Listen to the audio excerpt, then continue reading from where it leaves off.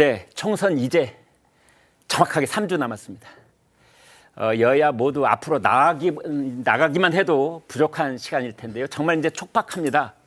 그런데 시끌시끌한 야당 못지않게 여당도 스텝이 꼬이고 있다, 이런 얘기 나오고 있습니다. 이른바 윤한 2차 충돌, 뭐 이런 이야기입니다.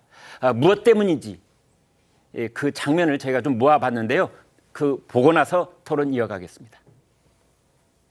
공수처는 즉각 소환을 통보해야 하고 이종섭 대사는 즉각 귀국해야 한다고 생각합니다. 황상무 수석의 발언이 부적절했다는 말씀은 제가 이미 드린 바 있습니다. 국민 눈높이에 맞지 않는 발언이고 본인이 스스로 거취를 결정하셔야 한다고 저는 생각합니다. 선배이신 날이라서 제가 하기 전에 말씀드리는 거는 괜히 좀 주객이 전도될 것 같아서 오늘 제가 들어가겠습니다.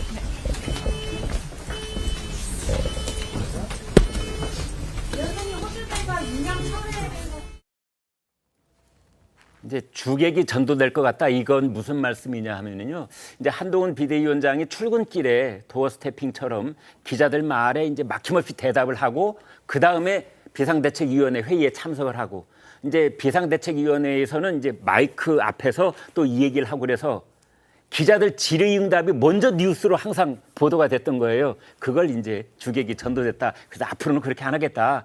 비상대책위원회에서 먼저 말을 하고 회의 끝나고 나오면서 그때 기자들한테 대답을 해도 하겠다.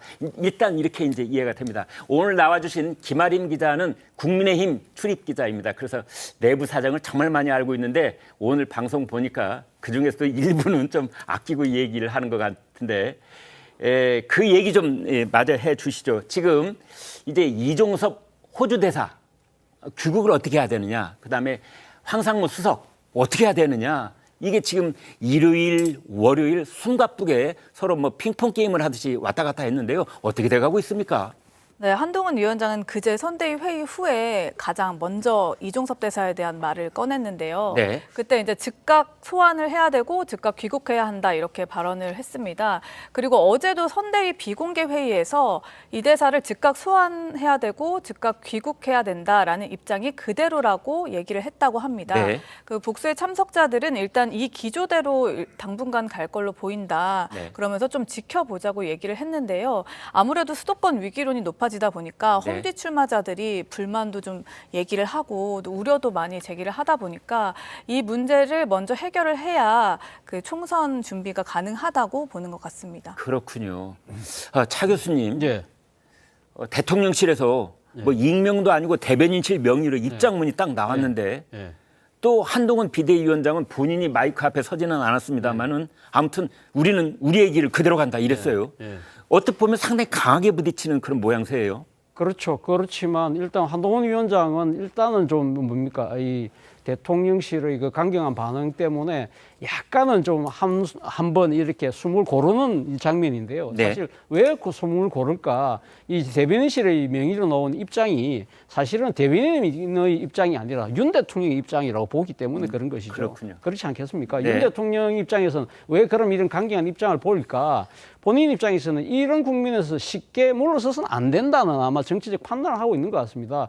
다른 것도 아니고 지금 이 호주 대사 임명의 문제는 대통령이 고유의 인사권의 문제인데 네. 이런 부분들에 대해서 내가 물러설 경우에 사실을 잘못하면 이 총선 이후에 나의 전국 주도권은 어떻게 될 것인가, 이런 네. 부분도 생각했을 것 같고요. 무엇보다도 지금 이종섭 대사와 관련된 문제가 최수근 상병의 이 수사에 대한 정치적 외압 사건과 관련 맞물려 있기 때문에 네. 이런 부분들 자칫 잘못하면 야권의 정치적 공세, 특히 이 지금 총선 국면에서 빌미를 줄 수 있다는 판단도 있는 것 같고요. 네. 그리고 또 황상무 수석과 관련된 부분은 언론의 문제이긴 하지만 딱 윤 대통령 입장에서 보면 지금 MBC 잘 들어, 이런 문제 때문에 네. MBC하고의 또 하나의 또 충돌이라는 측면.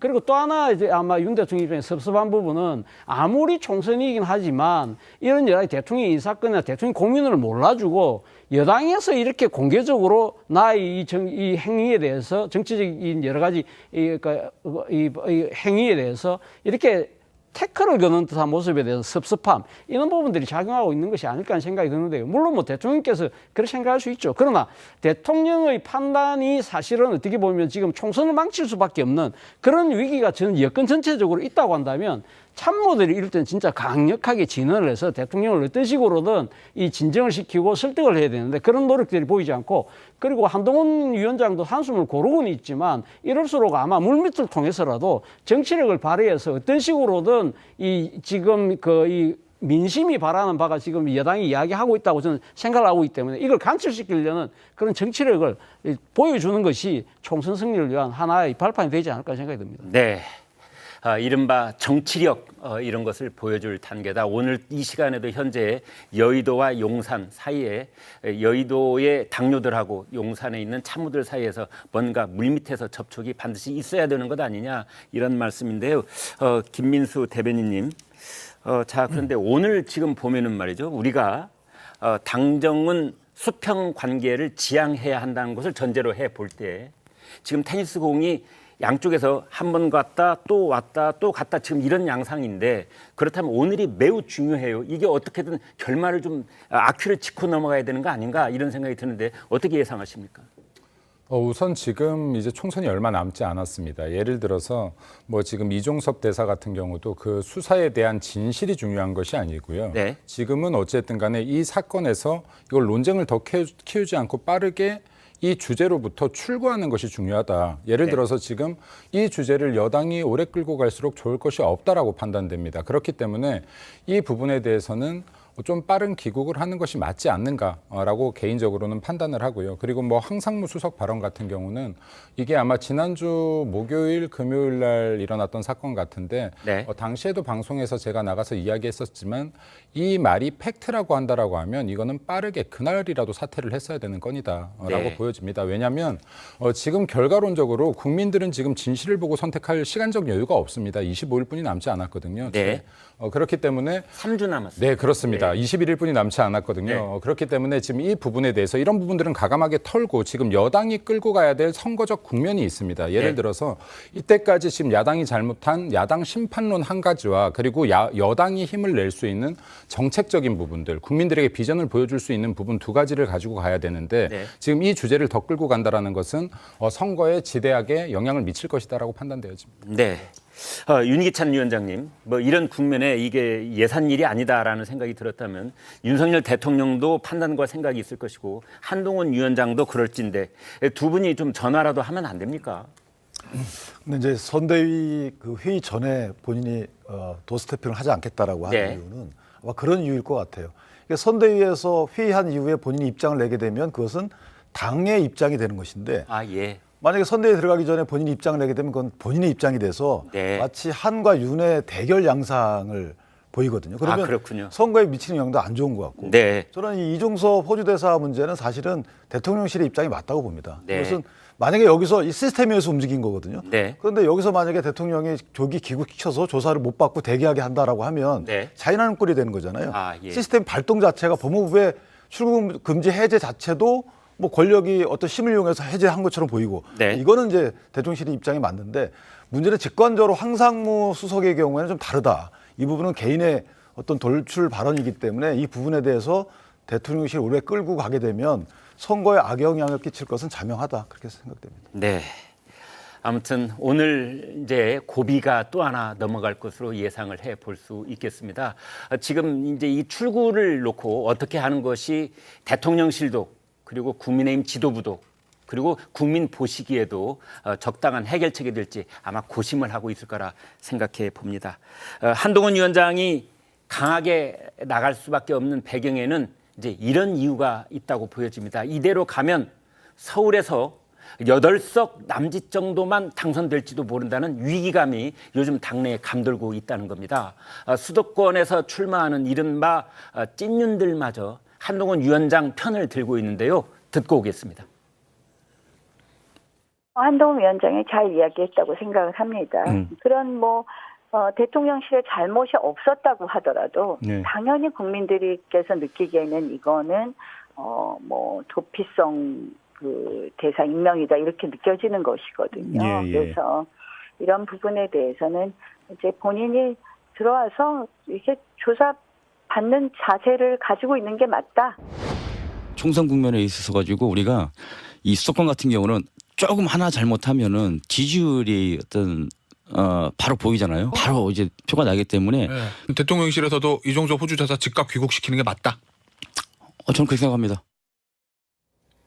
차 교수님, 대개 선거판에서 이제 정당들은 전략적으로 뭐 좀 엄살을 피우기도 하고 어쨌든 과장을 하기도 하고 하는데 지금 국민의힘 쪽에서 얘기하고 있는 수도권의 어떤 위기 국면이다 이런 얘기는 맞는 건가요? 아마 지금 이 말씀하신 분들이 지금 이번에 후보로서 뛰고 있는 분들이잖아요. 네. 이분들이 매일 아침마다 나가서 지금 출퇴근하는 시민들하고 만나고 있잖아요. 네. 그분들하고 이렇게 이야기하고 악수하면서 거기서 벌써 느껴지는 것이죠. 일종의 뭐랄까 바람이 바뀌고 있구나. 네. 이 바람을 빨리 지금 막지 못하면 바로 구도가 뒤집힌다. 네. 구도가 뒤집히면 지금 앞서 말씀하신 거 21일밖에 안 남았는데 다시 이 구도를 우리 쪽으로 돌리기는 시간도 방법도 없다. 네. 이렇다고 한다면 그러면 할 수 있는 게 뭐냐?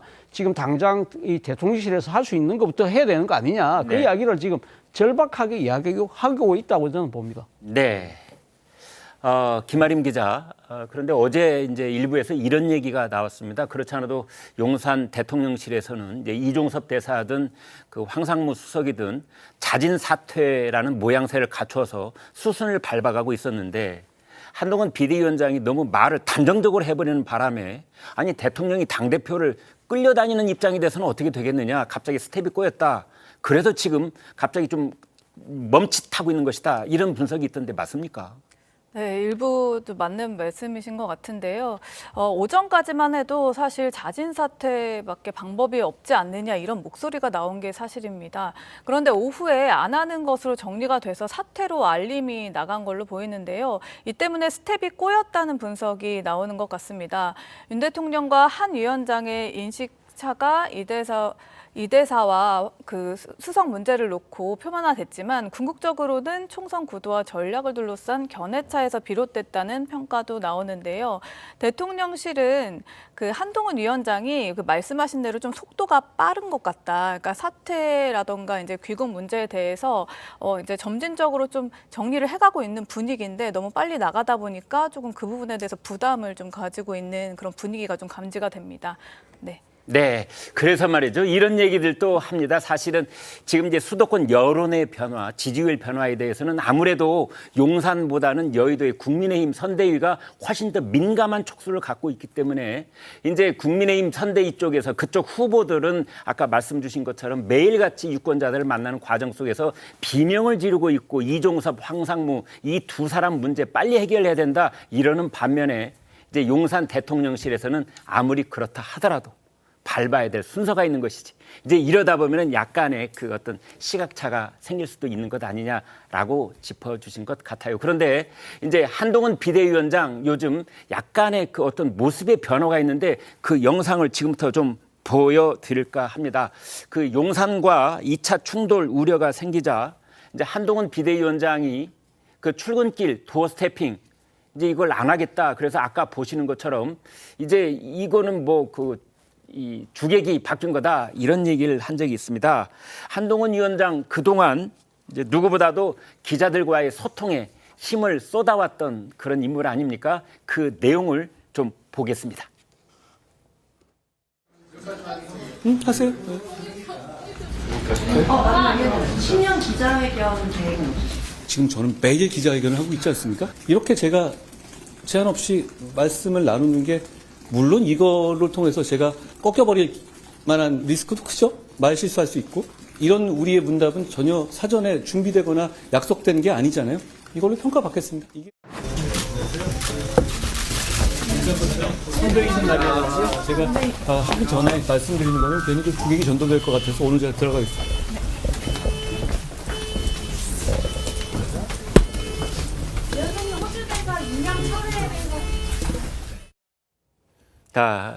윤기찬 위원장님, 한동훈 이제 위원장의 저런 모습은 일단은 숨고르기라는 말도 있지만 좀 신중 모드가 필요한 단계다 이렇게 판단한 걸까요?